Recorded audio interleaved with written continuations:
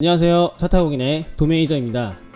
몇 년 전까지만 하더라도 장기 렌트카가 이제 막 자리 잡던 때에는 승계라는 단어조차 생소했었는데요. 요즘에는 매우 핫한 키워드가 되었습니다. 그럼 승계의 개념을 알아보고 승계 시 유의할 점은 무엇인지 알아보도록 하겠습니다.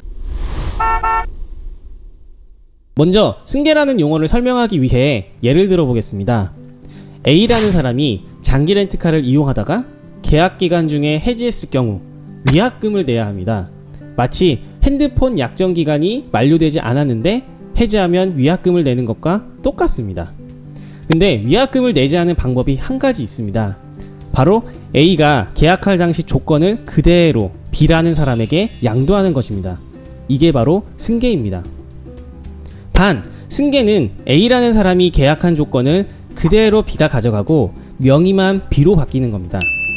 그렇다고 누구나 B가 될 수 있는 것도 아닙니다. 즉 누구나 승계받을 수 있는 건 아닙니다. 신차 장기 렌트 하는 것과 마찬가지로 B라는 사람이 또 해당 캐피탈사의 심사를 봐야 하고 승인이 나야지만 승계를 받을 수가 있습니다. 근데 보통 B의 조건이 A와 같거나 더 좋아야 심사에 통과된다고 합니다. 자, 여기까지 이해되셨나요? 그럼 생각해 봅시다. A라는 사람은 새 차를 이용하면서 월 렌트료로 예를 들어 50만원을 냈는데 B는 승계를 받았으니까 중고차잖아요. 근데 이 중고차를 쓰면서 똑같이 월 렌트료를 50만원 내야 합니다. 왜냐면 A 조건 그대로 B가 가져간다고 했으니까요. 그럼 B가 똑같은 돈을 주고 새 차를 사용하지 굳이 중고차를 사용할 이유가 있을까요? 당연히 없죠. 그래서 보통 지원금이라는 걸 A가 B에게 줍니다. 그럼 B 입장에서도 지원금을 받아서 월 렌트료에 나눈다 생각하면 새 차보다 좀 더 저렴하니까 승계를 찾는 분들이 많으신 겁니다. 정리해보자면 승계는 A와 B 모두에게 이득이 되는 구조일 때 성립을 합니다.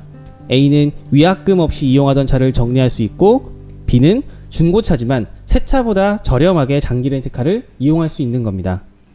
근데 여기서 가장 유의할 점은 A가 계약한 조건입니다. 이 조건에는 월 렌트료도 포함되거든요.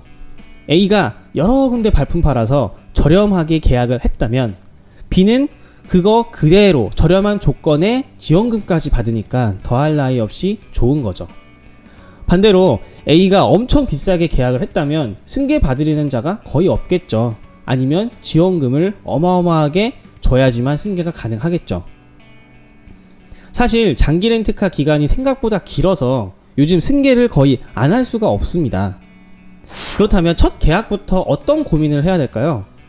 바로 승계가 잘 되게끔 계약을 하는 겁니다. 거기서 가장 중요한 건 뭐라고요? 저렴하게 월 렌트료를 책정할수록 나중에 승계를 하더라도 쉽게 된다는 겁니다.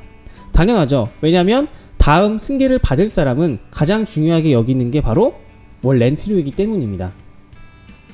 다른 영상에서 여러 번 말씀드렸지만 일반 업체에서 수수료를 몇 프로 선정한다고 했죠? 평균 10%입니다. 체감이 안 가시면 일반적으로 1%당 월 렌트료 1만원 정도 차이 난다고 보시면 됩니다. 그래서 심지어 승계받는 것보다 아예 그냥 저희한테 새 차를 계약하는 게 더 저렴한 경우가 많습니다. 이 내용으로는 다음에 좀 더 예시를 들어서 디테일하게 영상으로 준비해 보겠습니다. 아무튼 오늘 승계에 대해서 알아보았는데요. 개념이 잘 잡히셨나요? 이외에 다른 질문이 있으시거나 견적 문의를 원하시면 언제든지 영상 하단의 링크를 통해서 문의 주시기 바라고요. 오늘도 현명한 차주가 되는데 도움이 되셨길 바랍니다.